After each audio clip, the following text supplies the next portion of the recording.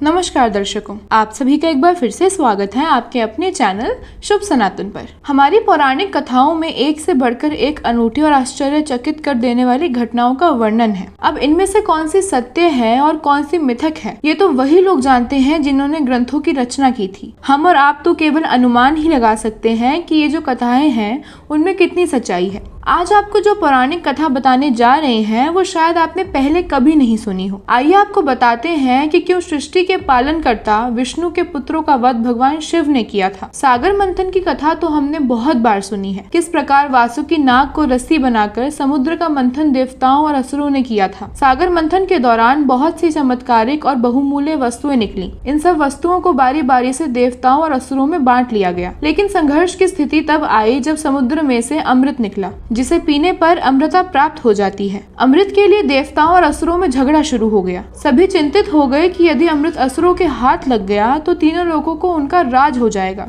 कोई युक्ति ना सूझने पर सभी देवता विष्णु के पास मदद के लिए गए। भगवान विष्णु अपनी माया के लिए प्रसिद्ध थे। उन्होंने देवताओं की समस्या सुनी और समाधान करने का आश्वासन दिया। भगवान विष्णु ने अत्यंत रूपवान स्त्री का मोहिनी रूप धारण किया और असुरों को रिझाने लगे। मोहिनी रूप को देखकर सभी असुर लट्टू हो गए और उसके पीछे पीछे आने लगे। भगवान विष्णु ने अपनी माया से मोहिनी जैसी अनेकों अप्सराओं का निर्माण भी किया। इन अप्सराओं पर मोहित होकर सभी असुर उन्हें अपने साथ ले जाने लगे। सभी असुर अप्सराओं और मोहिनी के साथ पाताल लोक चले गए। पाताल में जाने के बाद असुरों ने उन रूपवान अप्सराओं के साथ हर तरह से आनंद उठाया। जब असुर ऊपर अमृत लेने पहुंचे तो उन्होंने देखा कि अमृत तो देवताओं ने ही पी लिया था। क्रोधित होकर असुरों ने देवताओं पर हमला किया। भगवान विष्णु ने असुरों को परास्त कर दिया और उन्हें पाताल में खदेड़ दिया। भगवान विष्णु को देखकर पाताल की अप्सराएं उन पर मोहित हो गईं और उन्होंने शिव से वरदान मांगा कि विष्णु को पाताल लोक में ही रहने दिया जाए। अप्सराओं की विनती पर भगवान शिव ने विष्णु की याददाश्त भुला दी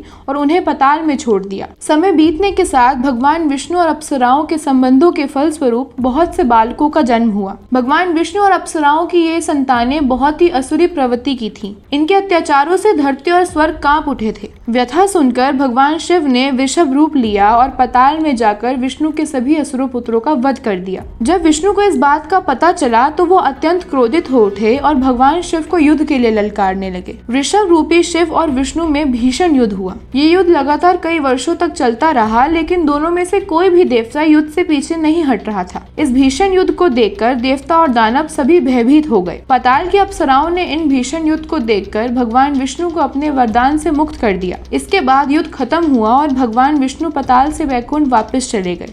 तो देखा आपने कैसे सृष्टि के पालक और संहारक एक दूसरे की जान के दुश्मन बन गए थे। अगर समय रहते युद्ध रोका नहीं जाता तो सृष्टि का सर्वनाश निश्चित था। तो दोस्तों, आपको ये जानकारी जान के कैसा लगा, आप हमें जरूर बताएं। और भी इस प्रकार की रोचक और अच्छी जानकारी को जानने के लिए हमारे चैनल शुभ सनातन से जुड़े रहें और चैनल को सब्सक्राइब करें, वीडियो को लाइक करें और ज़्यादा से ज़्यादा शेयर करें। धन्यवाद।